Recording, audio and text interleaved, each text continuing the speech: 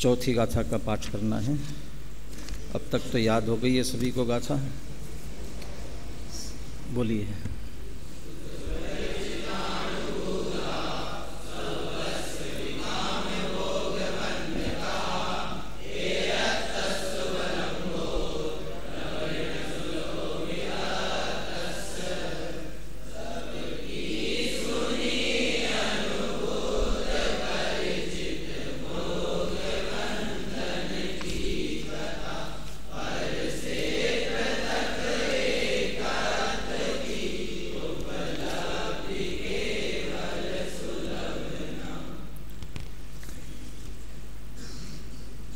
एकत्व विभक्त आत्मा, जैसे पिछली गाथा में समय का एकत्व कहा गया है, वह सुंदर है अर्थात सुखदायक है। फिर भी इस जीव को अनादिकाल से दुर्लभ क्यों हो रहा है, सुलभ क्यों नहीं है, इसकी चर्चा इस गाथा में कर रहे हैं। गाथा की पहली पंक्ति में काम भोग बंध की कथा अनादि से सुलभ हो रही है। सुलभ हो रही उसका कारण भी दे दिया, क्योंकि श्रुत परिचित और अनुभूत है, और वह भी कितनी बार, अनंत बार, इसलिए वह तो सुलभ है। परंतु जो पर से भिन्न और अपने से अभिन्न ऐसा एकत्व विभक्त आत्मा या आत्मा का एकत्व, यहाँ एकत्व की मुख्यता से बात कर रहे हैं कि वह एकत्व सुलभ नहीं है। तो एकत्व माने क्या? इस चैतन्य स्वरूप आत्मा का पर से भिन्नपना और अपने से अभिन्नपना, वो ऐसा एकत्व क्यों सुलभ नहीं हो रहा है। काम भोग बंध की कथा सुलभ है ये तो बता दिया, ये सुलभ क्यों नहीं है। तो पहली बात, कषाय चक्र के साथ एकमेक होने के कारण से अत्यंत तिरोभूत हो रहा है वह भगवान आत्मा। कषाय चक्र आगे 31, 32 गाथा, 33 3 गाथाएँ हैं। इसमें जो निश्चय स्तुति की बात आएगी, 3 प्रकार की निश्चय स्तुति, उसमें पहली स्तुति गेय गायक शंकर दोष के परिहार वाली है, और दूसरी निश्चय स्तुति भाव्य भावक शंकर दोष के परिहार वाली है। गेय भावों में अमरचंद्र आचार्य ने तो इंद्रियों से प्रारंभ किया, इंद्रिय के विषय और बाकी पर पदार्थ तो उसमें है ही। और भाव्य भावों में, भाव्य भावक या भावक भावों में मोह की मुख्यता से बात की है, मोह से भिन्न। 36-37 गाथा आगे चलकर पुनः भावक भावों से और गेय भावों से भेद विज्ञान कराने वाली है। उसकी टीका में अमृतचंद्र आचार्य ने श्रीखंड का उदाहरण दिया है।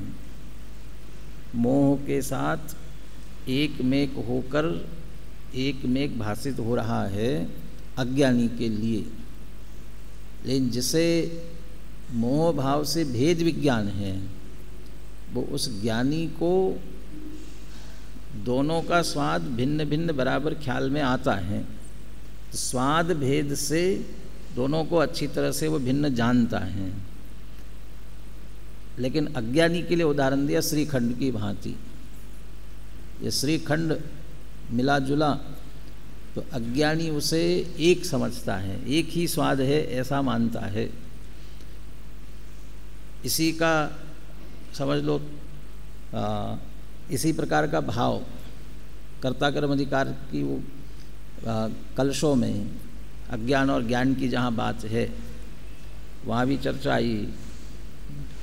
शिखरिनी पी मानो गो दूध पिया है, ऐसा जो समझता है तो शिखर में श्रीखंड, तो पीता श्रीखंड है, इन गाय का दूध समझता है, क्योंकि वो स्वाद अलग अलग नहीं जानता। ये अज्ञान के कारण से एक मेक करने जैसा हुआ। चूँकि वहाँ तो ज्ञान की बात है साथ में, इसलिए भेद विज्ञान की भी चर्चा कर ली गई है। 36वीं गाथा में वो ज्ञानी की बात ले ली। श्रीखंड भले ही मिला जुला है, लेकिन फिर भी स्वाद भेद से भेद जाना जा सकता है। इसमें जितना खट्टा स्वाद आ रहा है वो दही का है, और मीठा स्वाद आ रहा है वह शक्कर का है। ये ऐसे भेद से, स्वाद के भेद से दोनों की भिन्नता जानी जा सकती है। तो भेद ज्ञानी भी जो कषाय चक्र के साथ एक में खो रहा है आत्मा, उसमें भी स्वभाव भेद से भिन्नता जान लेते हैं। इसमें उसके लिए शब्द दिया निर्मल विवेक आलोक विवेकतम। निर्मल भेद ज्ञान के प्रकाश से जिसे भिन्न किया जा सकता है, जाना जा सकता है, ऐसा वो एकत्व है। जाना नहीं जा सकता ऐसा नहीं है। श्रीखंड में दही और शक्कर बिल्कुल एक में खो गए हो, चाहे जितने एक में खो गए हो, तो भी स्वाद भेद से भिन्नता जानी जा सकती है अच्छी तरह से। ऐसे ही कषाय चक्र के साथ एक में होता हुआ एक में खो रहा है, लेकिन उसके एक में खोने की सीमा है। कितना एक में खो रहा है? कर्ता कर्म अधिकार में 3 प्रकार के संबंधों की बात आई ना। कौन कौन से संबंध हैं? तादात्म्य सिद्ध संबंध, संयोग संबंध और एक क्षेत्रावगा संबंध। ये फाइनल वाले पढ़ लिए, इसलिए उधर से आवाज़ आ रही है, इधर से नहीं आ रही है। ध्यान में नहीं। 3 प्रकार के संबंध कौन से हैं? बहुत बार चर्चा आती है। कौन कौन से संबंध है? तादात्म्य सिद्ध संबंध, संयोग सिद्ध संबंध और क्या विनय विनीत कौन है? हाँ, विनय विनीत इधर इधर सामने बोलना चाहिए। क्या ज्ञान के साथ वचन भी निकलते हैं तो जवान को भी याद हो जाता है, इसलिए बोलना चाहिए। हाँ? अब वो 3 में जिस कषाय चक्र के साथ एक में होने की बात कर रहे हैं, वो कौन सा संबंध है कषायों के साथ? विनय विनीत फिर भूल गया मैं, कौन हो? विनय हो विनीत हो? तुमसे ही पूछ रहा हूँ। अरे इससे सामने इसी से। हाँ, विनीत चश्मा उतार के देखना पड़ेगा, क्योंकि इसको मालूम नहीं पड़ रहा है किसकी तरफ देख रहा हूँ। विनीत, हाँ, कषाय के साथ कौन सा संबंध है? 3 प्रकार के संबंधों में जोर से बोलो।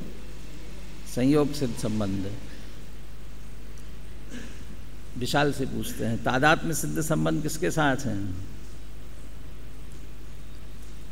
तादात्म्य संबंध किसके साथ होता है? ज्ञान दर्शन चारित्र आत्मा के जो अनंत गुण है, तो उनके साथ में तादात्म्य सिद्ध संबंध है। तो ज्ञानादि आत्मा के साथ एक में एक है एक में तादात्म्य सिद्ध संबंध है। लेकिन कषाय ज्ञान की तरह आत्मा के साथ एक में नहीं है, लेकिन एक में जैसे दिखाई देते हैं ना, वे संयोग सिद्ध संबंध के कारण से। वो संयोग सिद्ध संबंधी क्या? शरीर और आत्मा तो एक क्षेत्रावगा वाले हैं, वो भी एक में जैसे दिखाई देते हैं, एक क्षेत्रावगा वाले। तो फिर संयोग वाले कषाय वे एक में क्यों नहीं दिखाई देंगे?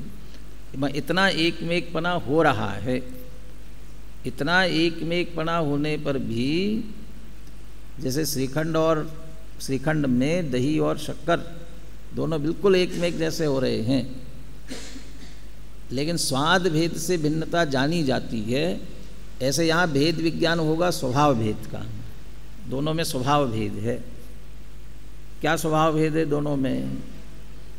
अब क्या स्वभाव भेद है विस्तार से जानना हो, अभी जिज्ञासा हो, तो आगे कर्ता कर्म अधिकार की 72 और 74 मुख्य रूप से ये 2 गाथाएं पढ़ेंगे। वैसे तो 69-70 से ही चर्चा प्रारंभ हो जाती है। तो ये दोनों में अंतर क्या है? स्वभाव वो आश्रव कषाय आश्रव भाव हैं। मोह राग द्वेष के परिणाम कषाय के भाव आश्रव भाव कहा वहाँ पर। वो आश्रव भाव और आत्मा, उनमें क्या अंतर है, क्या भेद है, उसकी चर्चा विस्तार से वहाँ की गई है। स्वाद उसको हम अनुभव की अपेक्षा बात करें तो ये कह सकते हैं कि जो कषाय है वह आकुलता रूप से अनुभव में आते हैं, आकुलता स्वभाव वाले हैं। दुख रूप, दुख फल इस रूप में कहा गया तो आश्रव भाव आकुलता वाले हैं। और ज्ञान और आत्मा या ज्ञान स्वभावी आत्मा है वह निराकुल स्वभाव वाला है। तो वो अनुभव में निराकुलता से आता है। तो हम अपने आप में संचेतन करें कि आकुलता आ रही है कि निराकुलता आ रही है। निराकुलता आ रही है तो ज्ञान का स्वाद है, ज्ञान का अनुभवन है। और आकुलता आ रही है तो कषाय का है। अकेला कषाय का तो लेता नहीं है, मिला जुला ही होता है। इन कषाय मुख्य हो जाती हैं इसलिए आकुलता आती है। वो कषाय उसके साथ एक में हो रही है। प्रकरण आगे आए इसलिए थोड़ा वहाँ के जो कलश है ना उनके अनुवाद, अज्ञान और ज्ञान, यहाँ भी दोनों बातें हैं। वो एकत्व विभक्त आत्मा अज्ञान के कारण से एक में हो रहा है, इसीलिए सुलभ नहीं हो रहा है। और आगे का कौन सा, निर्मल विवेक आलोक विवेकतम, निर्मल भेद विज्ञान के प्रकाश से उनकी भिन्नता जानी जा सकती है। तो उन कलशों में 2 कलश अज्ञान से संबंधित है और 2 कलश ज्ञान से संबंधित है। 56 के आसपास है ना कलश में, 56 से 60 है, 57, 58। पहले 57 वाला कलश बोलिए, पहले पेज नंबर बताइए।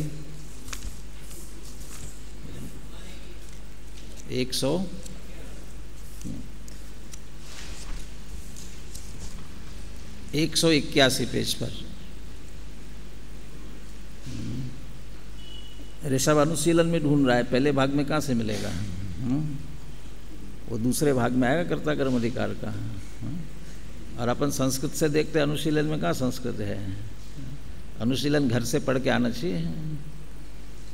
181 पेज पे पद्यानुवाद बोलिए इसका, 57 नंबर कलश का।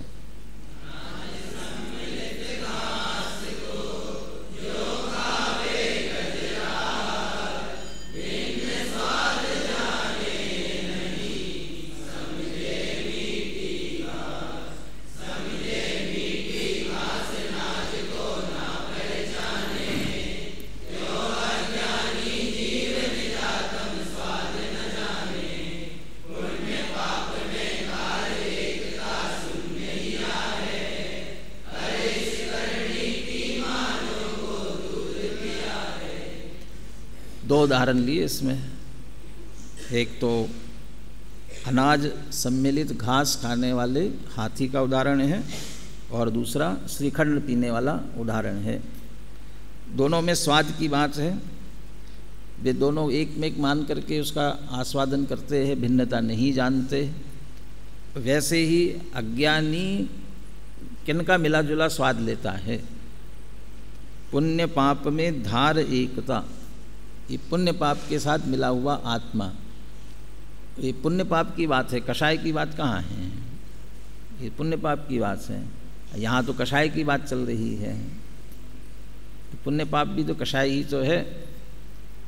मंद कषाय उसको पुण्य कहलाता है, वो तीव्र कषाय वो पाप कहलाता है। इसलिए वो कषाय की ही तीव्रता मंदता है, इसलिए वो कषाय में ही एकत्व की बात है। आश्रव भावों के साथ एकत्व, मोह के साथ एकत्व की ही बात इसमें ली गई है। तो अज्ञानी तो दोनों को एक में एक जानता है। पुण्य पाप को, कषायों को आत्मा के साथ मिला करके ही स्वाद लेता है। और इस कारण से, अज्ञान के कारण से फिर कर्तापने की क्या स्थिति होती उसकी चर्चा ली है। उस कलश को अभी गौण करते हैं। लेकिन भिन्नता जानने वाले ज्ञानी, भेद ज्ञान वाले ज्ञानी ऐसे मिले जुले पदार्थों में भेद कैसे जान लेते हैं? ये 59 और 60 बोलिए। ये 59 वाले कलश का 183 पेज पर उसका पद्यानुवाद।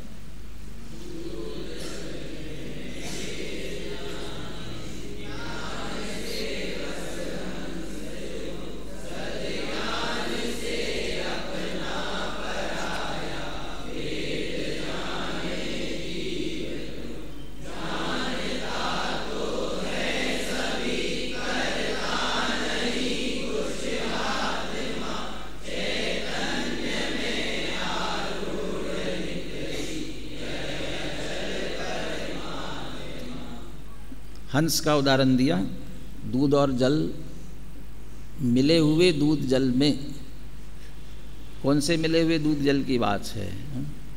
ग्वाले के द्वारा मिलाए हुए जल की बात है या दूध में मूल में मिले हुए जल की बात है? दूध में मूल में मिला हुआ जल भी हो तो भी हंस जो है उसे बराबर भिन्न भिन्न जान लेता है। सद ज्ञान से अपना पराया भेद जाने जीव त्यों, वैसे जीव अपना पराया का भेद किससे जानता है?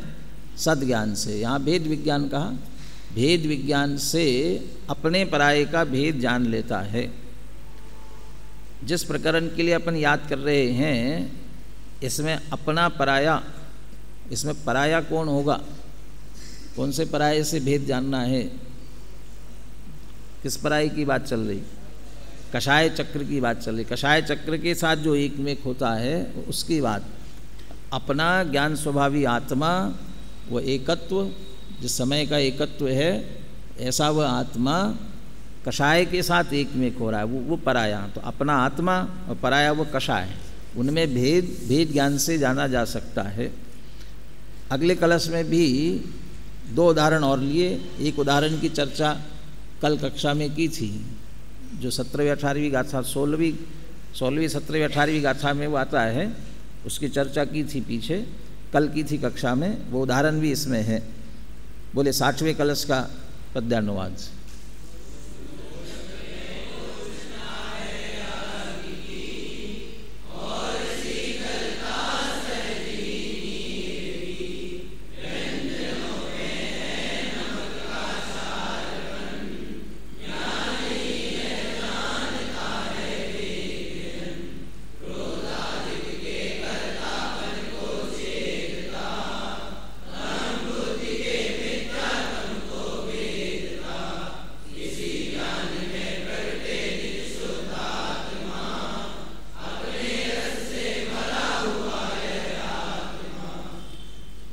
जब पानी गर्म हो रहा है उस समय, उष्णोदक में, जब पानी गर्म है उस समय, जब आत्मा क्रोधी हो रहा है उस समय, पानी जैसे अग्नि के संयोग से उबलता है, ऐसा व्यक्ति भी क्रोध के कारण से उबलता है। वो क्या है, वो बहुत उबल रहा था, तो क्रोध, गुस्सा आता है तो उबलता है ना। तो कि जैसे पानी उबल रहा है, गर्म है, उस समय भी उसमें वो जो गर्माश है, उष्णता है, वो किसकी है? वो अग्नि की है। तो पानी तो हो रहा है ना गर्म, इनके उस समय भी वास्तव में पानी तो ठंडा है। अब वो उस गर्म पानी में ये उष्णता अग्नि की होती है, पानी की नहीं। पानी की तो शीतलता होती है। ऐसा कौन जानेगा? चौथी पंक्ति है, ज्ञान ही यह जानता है विज्ञजन, ये भेद ज्ञान जान सकता है। और दूसरा, व्यंजनों में है नमक का, तो सारे व्यंजन जो स्वाद आ रहा है, नए चक्र में पढ़ा है ना आपने, नए की विशेषता बताते हुए, वो तो शुद्धि अरम कहा। वैसे तो नमक, लवणम, नमक जैसे शुद्धिकर है, शुद्धता की बात ली, वैसे रुचिकर, स्वाद बढ़ाने वाला नमक है। लेकिन वो सबका स्वाद बढ़ा रहा है, फिर भी उन सब में जो खारापना है वो नमक का है। तो सब व्यंजनों में, और ये भी सब में जाता है तो अलग अलग स्वाद आता है नमक का भी, लेकिन वह है खारापना है, वो नमक का ही है, ऐसा ज्ञान जानता है। तो जो कर्ता कर्म अधिकार है, इसलिए उसका निष्कर्ष यहाँ निकाला। वैसे ही क्रोधादि के कर्तापन को छेदता, क्रोधादि का मैं करता हूँ, ऐसा जो अज्ञान चल रहा था, क्रोधी होता हुआ आत्मा मानता है मैंने क्रोध किया, तो यहाँ जब जान लिया ये क्रोध मेरा नहीं है, ये तो चारित्र मोह नामक कर्म का परिणाम है, इसलिए उसको जड़ का, पुद्गल का परिणाम है, मेरा नहीं है, मैं तो जानने वाला हूँ। इस तरह भिन्नता जब जान लेता है, तब क्रोधादि के कर्तापने को छोड़ देता है। और यहाँ के प्रकरण में क्या लगाएंगे भेद विज्ञान, वहाँ तो कर्तापन को छेदता लिया गया है। यहाँ क्या लगाएंगे अपने प्रकरण के अनुसार? क्रोधादिक के किसको छोड़ेगा? क्रोधादिक से जो एक में एक हो रहा है वो एकता को, एकत्वपने को, एक में एक मान रहा है ना। जीव अजीव अधिकार है प्रारंभ में, इसलिए एकत्व ममत्व की बात चल रही है। तो वहाँ क्रोधादि भेद विज्ञान से वो क्रोधादि कषाय के साथ एक में एक पना जो मानता है उसे छोड़ देगा और अहम बुद्धि के मिथ्यात्व को भेद करके इसी ज्ञान में प्रगटे निज शुद्धात्मा, तो उस भेद ज्ञान में वो आत्मा प्रकट होगा। माने वो एकत्व शुद्धात्मा यहाँ प्रकरण के अनुसार अपना वो एकत्व दृष्टि में आ सकता है तो अब सुलभ हो सकता है। अब यहाँ तो विपरीतता की बात चल रही है, लौट करके आइए। और भी ऐसे प्रकरण, ये तो पढ़ा हुआ प्रकरण है इसलिए ध्यान में आता है। आगे भी राग से भेद विज्ञान की चर्चा है बहुत, उनमें भी प्रकरणों में सब जगह राग कषाय मोह उनसे भेद ज्ञान की चर्चा और भी मिलेगी आगे। तो अभी एक में करने के कारण से तो तिरोभूत हुआ, इसलिए वह सुलभ नहीं हो रहा है, दिखाई नहीं देता तो सुलभ कहाँ से हो सकेगा।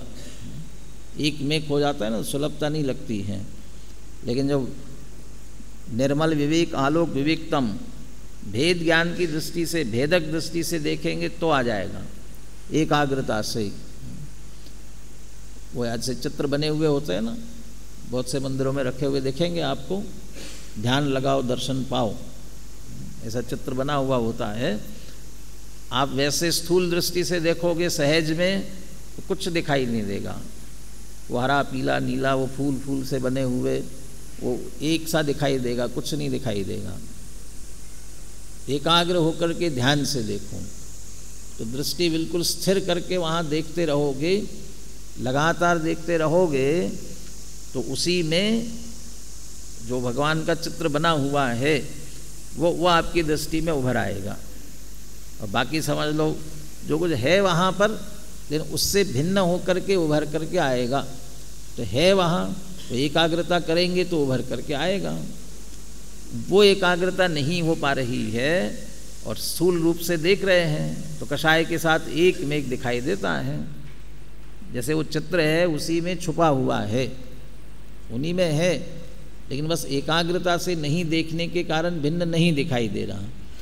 ऐसे कषायी क्रोधी मोह राग द्वेष के परिणामों में अभी मोही रागी द्वेषी आत्मा में वो एकत्व रूप आत्मा छुपा हुआ है।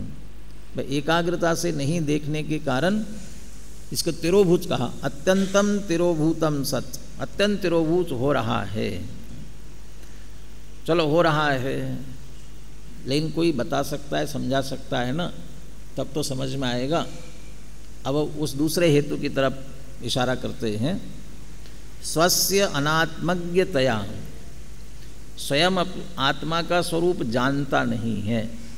अनात्मज्ञ, आत्मज्ञ नहीं अनात्मज्ञ, आत्मा का स्वरूप नहीं जानता है, वह अज्ञानी है। अज्ञान के कारण से अपने आत्मा का स्वरूप नहीं जानता है। स्वयं अज्ञानी होता हुआ अज्ञानता के कारण से नहीं जानेगा। अब लेकिन कोई समझाए तब तो जान सकता है ना। लेकिन वहाँ क्या करता है? परेशाम आत्मज्ञानाम अनुपासनाच, अन्य जो आत्मज्ञ है उनकी उपासना नहीं करता। तो परेशाम आत्मज्ञानाम अनुपासनाच, पर जो आत्मज्ञ है, कौन कौन आत्मज्ञ है? तो चौथे गुणस्थानवर्ती सम्यक दृष्टि से लेकर सिद्ध भगवान तक वे सभी कौन हैं? आत्मज्ञ है। स्वसमय, पिछली गाथाओं में देखा, दूसरी गाथा में स्वसमय पर समय, तो स्वसमय सम्यक दृष्टि ज्ञानी वहाँ से लेकर सिद्ध भगवान तक वे सब स्वसमय हैं, तो वे सब आत्मज्ञ हैं। अब उनकी उपासना नहीं करता। कैसी उपासना करनी चाहिए? सिद्ध भगवान की उपासना कैसी करनी चाहिए? क्या करोगे सिद्ध भगवान की उपासना? उपासना पूजा आराधना और साथ साथ में सेवा शुश्रूषा वो सब लगा लेना, साथ में संगति भी ली, उनके साथ रहना, उठना बैठना, तो सिद्ध भगवान के साथ कैसे करोगे? सिद्ध भगवान की पूजा अर्चना कैसे करोगे? सिद्ध भगवान का अभिषेक कर सकते कि नहीं कर सकते? सिद्ध भगवान के निकटवर्ती हो सकते कि नहीं हो सकते? तो वो इसलिए टोडरमल जी ने पांचों परमेष्ठी के स्वरूप में जब स्वरूप लिखने से पहले एक वाक्य लिखा, प्रत्येक के लिए अलग अलग लिखा। सबसे पहले अरहंत परमेष्ठी के स्वरूप में लिखा। अरहंत परमेष्ठी के स्वरूप का क्या विचार करते हैं, अवलोकन करते हैं, क्योंकि वहाँ तो आप अरहंत परमेष्ठी सकल परमात्मा है, समो शरण में विराजमान है, तो उनको आप देख सकते हैं, अवलोकन कर सकते हैं। तो उनके स्वरूप का अवलोकन करके आप विचार कर सकते हो। इसलिए उनने अंतरंग स्वरूप के साथ साथ बाह्य अतिशय समोशरण आदि विभूति सबका वर्णन किया उसमें उन्होंने। साथ में अरहंत आदि से प्रयोजन सिद्धि, उसको प्रकरण को पढ़ेंगे तो उसमें अरहंत माने वो उनके बिंब का अवलोकन करना, वो भी उसमें भी लिखा हुआ है, अवलोकन करना, उनके निकटवर्ती होना और उनके बताए वो तो उनके स्वरूप का विचार करना, उनके बताए हुए मार्ग पर चलना, वो तो है ही आगे। तो अरहंत के तो ये सभी हो सकता है। सिद्ध भगवान के लिए कैसा होगा, तो इसलिए सिद्धों के लिए लिखा उनके क्या स्वरूप का, उनके स्वरूप को ध्याते हैं, ध्यान करते हैं। तो हम परिणामों में निकटता स्थापित कर सकते, कैसे ये सिद्ध भगवान, यही निकटता हो सकती है। तो वास्तव में उनके स्वरूप का ध्यान करना यही उनकी उपासना है। हम सिद्ध भगवंतों के स्वरूप का ध्यान नहीं करते, यही अनुपासना। कैसे सिद्ध भगवान, जैसा हमारा आत्मा है वैसे है, तो जैसे सिद्ध भगवान है ऐसा हमारा आत्मा है। तो वंदितु सव सिद्धे, उसकी टीका में बात आई थी। साध्यत्वेन सिद्धस्य आत्मना प्रतिछंद स्थानीयान, साध्य रूप से जो अपना आत्मा है उसके प्रतिछंद के स्थान पर है। जैसा आत्मा हम प्राप्त करना चाहते हैं ऐसा सिद्ध भगवान का है ना, तो विचार करें तो ऐसा ही मैं हूँ। तो उनका विचार नहीं करते, इसलिए आत्मा का स्वरूप ख्याल में नहीं आता। वे आत्मज्ञ है ना, और आत्मज्ञ बनना है तो उनके स्वरूप का विचार करो, वे पूर्ण आत्मज्ञ बने हुए हैं। अरहंत भगवान के स्वरूप का विचार करो, जो जानदि अरहंतम दौवत्व गुणत्व पज्जयते हिम, सो जानदि अप्पाणम, तो आत्मा को जानेंगे। इसलिए उनके स्वरूप को भी जानना, उनके स्वरूप का जानना, यही उनकी उपासना है, अरहंत भगवान की उपासना। अकेला पूजा करना, अर्घ चढ़ाना, दर्शन करना इतना मात्र नहीं है, इसको भी उपासना कहा जाता है। ये बहुत स्थूल उपासना है। भी कम से कम मंदिर तो आया है ना, तो मंदिर आया है, एक वाक्य बोलते हैं ना, मंदिर आ और अंदर जा, यानी मंदिर जा करके कहाँ जाना है, कि अंदर जाना है। तो अंदर जाने का साधन वहाँ से मिलेगा, इसलिए आए हैं। इसलिए व्यवहार से उसे भी उपासना कहते हैं, दर्शन करना, पूजा करना, और वो तो आवश्यकता के अनुसार अभिषेक करना, निकटवर्ती होना, वो भी सब उस अर्थ में ये भी कहलाया जा सकता है, बहुत स्थूल उपासना के रूप में। आचार्य उपाध्याय साधु, ये तीन परमेष्ठी, ये तो हमारे बीच में ही है। अब इनकी उपासना, अब इनकी क्या उपासना की जाए? इनकी हर तरह की उपासना की जा सकती है। इनकी उपासना में तो इनको आहार देना, इनकी वैयावृत्ति करना, ये उपासना, ये सेवा, ये संगति। यदि अकेली इतनी ही संगति करेंगे तो आत्मज्ञपना नहीं आएगा, इस उपासना से आत्मज्ञपना नहीं आएगा। कौन सी उपासना करेंगे तो आत्मज्ञपना आएगा? कि जैसे वह अपनी आत्मा को जान रहे हैं, उन्होंने कैसे अपनी आत्मा को उपलब्ध किया, ये बात विनय पूर्वक उनसे पूछे, उनसे सुने, उनसे समझे, तो हमारी बात समझ में आ सकती है। तो उनकी आचार उपाध्याय साधु की उपासना उनके निकट रहकर उनकी सेवा आवश्यकता के अनुसार करना, लेकिन असली बात उनको विनय से पूछना और उनकी बात को विनय पूर्वक सुनना, एकाग्रता पूर्वक सुनना, समझना, विचार करना, ये आचार उपाध्याय साधु की उपासना है। ऐसे और नहीं चाहिए। सम्यक दृष्टि पंचम गुना स्थानवर्ती श्रावक कोई है तो उनकी आवश्यकता के अनुसार सब आवश्यकताओं की पूर्ति करना ये सेवा है, ये भी उपासना है उनकी।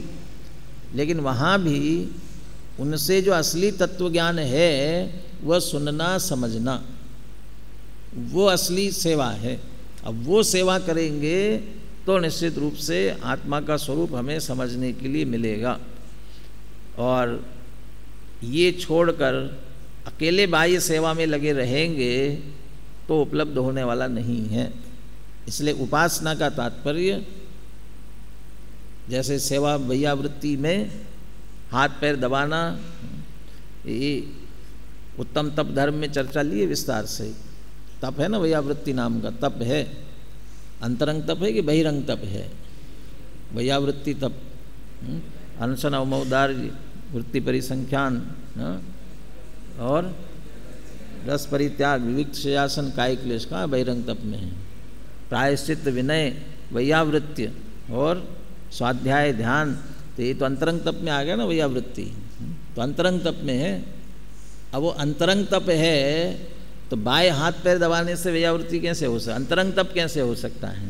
ये तो बहुत विस्तार से चर्चा की है। वैयावृत्ति जिस मुनि की आचार्य की जाती है, आचार उपाध्याय साधु जिनकी की जाती है, उनकी वैयावृत्ति हो रही है, उनको तप हो रहा है या करने वालों को तप हो रहा है? करेगा उसका तप है कि जो करवा रहे हैं उनको तप हो रहा है। किन को हो रहा है? वो अंतरंग तप। तो करने वालों को, तो करने वाला जो हाथ पैर दबा रहा है, सेवा कर रहा है, उस सेवा, ये तो सब बहिरंग क्रिया है। तो बहिरंग क्रिया अंतरंग तप कैसे कहलाएगी? तो वहाँ अंतरंग तप क्या होगा? तो वास्तव में वैयावृत्ति करते हुए भेद विज्ञान करना और भेद विज्ञान से अपनी आत्मा का स्वरूप समझना, वही वास्तविक वैयावृत्ति है। निश्चय से वो आना चाहिए तो वैयावृत्ति सच्ची हुई। वो ऐसे सब में दर्शन पूजन और जो कुछ भी हम सेवा कर रहे हो, उपासना आराधना कर रहे हो, कहीं पर भी वो हर उपासना आराधना में अपना आत्मस्वरूप मुख्य हो और आत्मस्वरूप समझने की भावना मुख्य हो, समझ में आ रहा हो, भेद विज्ञान वीतरागता आ रहा हो, तो समझ लेना उपासना हो रही है। उसका नाम यहाँ पर उपासना है। तो परेशान जो अन्य जो है, ये कौन के आत्मज्ञ, उनकी उपासना नहीं करता। परेशान आत्मज्ञानाम अनुपासनाच। अब उनकी उपासना नहीं की, उनके निकट ही नहीं गए, और यदि निकट भी गए तो कैसे गए? मंदिर में गए, जल्दी जल्दी दर्शन किया और भाग गए, तो उससे काम नहीं चलेगा ना। देव दर्शन की विधि में ये लिखा हुआ है, देव दर्शन की विधि में आपने दर्शन किया तो हो गया ना दर्शन। वो पूरा फिर प्रक्रिया में 3 प्रदक्षिणा दी और स्तुति बोला, जो कुछ भी कर लिया, हो गया पूरा। क्या लिखा उसके बाद आगे? उसके बाद लिखा दर्शन किया, यदि उसके बाद में वहाँ स्वाध्याय हो रहा हो तो वहाँ बैठ करके स्वाध्याय सुनना चाहिए। यदि नहीं हो तो स्वयं बैठ करके शास्त्र का स्वाध्याय करना चाहिए और थोड़ी देर ये चिंतन करना चाहिए, मैं कौन हूँ, भगवान कौन है, मैं भगवान कैसे बन सकता हूँ। इसकी विधि स्वाध्याय के माध्यम से समझना चाहिए। ये करेंगे तो दर्शन पूरा होगा, देव दर्शन। अकेला दर्शन करने से दर्शन पूरा नहीं होगा। वैसे उपासना आराधना आत्मा का स्वरूप समझने के लिए है, वो समझेंगे तो पूरी होगी। और वहाँ तक आगे नहीं बढ़ते हैं, उसका नाम ही है अनुपासनाच। कभी उपासना नहीं की। दूसरी तरफ तो ये कहते हैं कि इतनी बार मंदिर के चौखट पर माथा रगड़ा है कि चौखट घिस गई, तो इतना किया ना, इतनी बार तो गया है, रोज जाते हैं तो जा रहे हैं ना, उपासना नहीं की कहाँ है। उपासना करने का अर्थ अकेला दर्शन पूजन नहीं है, उनके द्वारा बताया गया तत्वज्ञान समझना और आत्मा का स्वरूप समझना, भाई इसी को आगे कह रहे हैं। अब जब उनकी उपासना नहीं की, निकट तो गए लेकिन जो असली प्रयोजन था वो नहीं किया, पर इसी कारण से न कदाचित अपि श्रुतपूर्वम न कदाचित अपि परिचित पूर्वम न कदाचित तप्य अनुभूत पूर्वम च। और तो सुनने से ही बात प्रारंभ होती है, जब सुनी ही नहीं है तो परिचय और अनुभव करने की बात तो बहुत दूर की है। कदाचित सुनी है तो मात्र कर्णेंद्रिय का विषय बनाया है, उसे अंतरंग में क्षोभक्षम ज्ञान धारणा चिंतन का विषय नहीं बनाया, तो परिचय कैसे होता। धारणा में नहीं है, चिंतन में नहीं है, तो उसे एकाग्र होकर के अनुभव का विषय कैसे बनता। तो इसलिए पहले सुनना, दौल समझ सुन चेत सयाने, तो उसमें तो वैसे तो छंद के अनुरोध से समझ लो, समझ दिया पहले, सुन बाद में दिया। सुनेगा तब समझेगा ना, तो पहले सुनो समझो और फिर चेतो, भेद विज्ञान करो, अनुभव करो। तो सुनेंगे नहीं, जो बार बार दादा की चर्चा में बात आती है, बहुत पढ़ लिया, बहुत स्वाध्याय कर लिया, बहुत हो गया, अब क्या करना चाहिए हमको, तो चिंतन मनन ध्यान करना चाहिए। लेकिन वो ध्यान के लिए सामग्री मिलेगी कहाँ से आपको। वाचना प्रचना अनुप्रेक्षा, फिर आमना है। तो वाचना प्रचना अनुप्रेक्षा, तो वाचना प्रचना करेंगे, उसके जो पढ़ा सुना समझा है उसका चिंतन किया जा सकता है। तो चिंतन के लिए मनन के लिए विषय चाहिए, ध्यान के लिए जिस आत्मा के स्वरूप का ध्यान करना है वह स्वरूप अच्छी तरह से स्पष्ट होना चाहिए। उसकी स्पष्टता के लिए सुनना समझना जरूरी है। इसलिए सुनने की बात पहले ली, सुनना पढ़ना वाचना प्रचना, और इसने नहीं किया। न कदाचित श्रुत पूर्वम, सुना नहीं, एकाग्रता से सुना नहीं, समझा नहीं, भाव वासना पूर्वक सुनने का प्रयास नहीं किया, ये मेरी बात चल रही है ऐसा समझ करके नहीं सुना। न कदाचित अपि श्रुत पूर्वम न कदाचित अपि परिचित पूर्वम। मैं तो कहता हूँ ना, गाली सुनना तो हमको आता है, इन स्वाध्याय सुनना प्रवचन सुनना हमको नहीं आता। जैसे गाली सुनना कैसे आता है, गाली सुनना ऐसा होता है, वो श्रुत परिचित और अनुभूत, जो कहा उसे सुनते हैं, क्या कहा इस पर विचार करते हैं और उसको महसूस करते हैं क्या कहा उसने। और इतना नहीं करेंगे तो गुस्सा नहीं आ सकता है। गुस्सा आता है और सामने वाले से लड़ते हैं, इसका मतलब श्रुत परिचित अनुभूत होते हैं अच्छी तरह से, तब आता है। और स्वाध्याय में सुनने के बाद भी कोई फर्क नहीं पड़ता, इसका मतलब सुना कहाँ। तो उसे तो सुन करके इस कान से सुनकर उस कान से निकाल देना चाहिए था, इस कान से सुनकर उस कान से निकाल देना चाहिए था।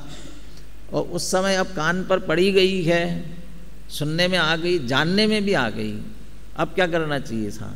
जानने के आने के बाद में ज़्यादा परिचय में नहीं जाना चाहिए था, क्या कहा, शब्द क्या कहे थे, वो ज़्यादा गहराई में जाने की ज़रूरत नहीं थी।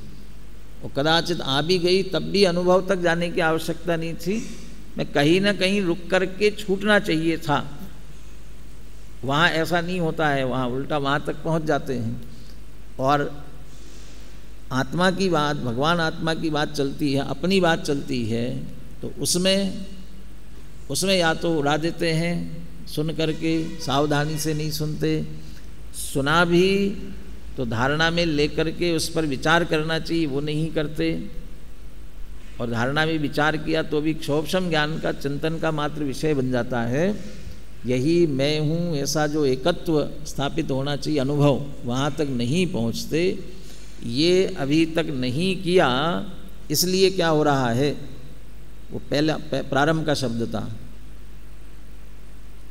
न, ये वाक्य पूरा कर रहे हैं आगे चल करके,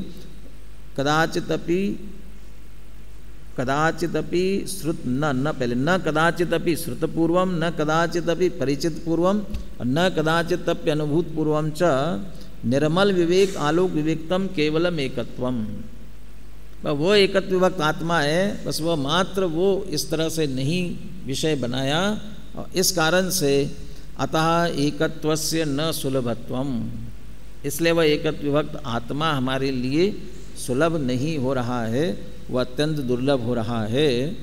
अब उसे सुलभ बनाने के लिए उस एकत्व विभक्त आत्मा की बात ध्यान से सुने समझे। और पहली बात जो कही थी, कषाय चक्र के साथ एक मेक होने के कारण से जो अत्यंत तिरोभूत हो रहा है, अब वो अत्यंत तिरोभूत हो रहा है तो भेद विज्ञान से उसे तिरोभूत, और उसके विरुद्ध क्या आएगा, आविर्भूत, तो उसे आविर्भूत करने का प्रयास करेंगे। आत्मा तिरोभूत हो रहा है, कषाय आविर्भूत हो रही है।